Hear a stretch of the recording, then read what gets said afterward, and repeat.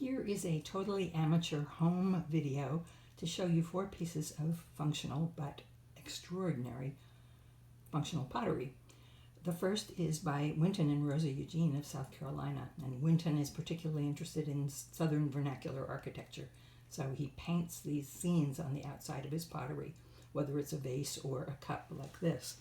He's also very interested in utility, which you see when you look at this unusual handle.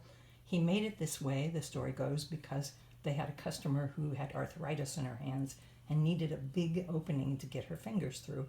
But once they made this for her, all kinds of people were interested in it. A quite different example is this bowl by Kathy Erdeman of New York City. You can see that it's very contemporary, dramatic, graphic. It's also carved, so you can actually feel those marks with your fingers, and it's equally interesting on the outside and the inside. Whereas Kyle Carpenter of North Carolina does all his decorating on the outside, as you see here, and the inside is completely plain, which makes it very utilitarian because your spoon is not going to catch on anything if you eat your ice cream or whatever in this bowl.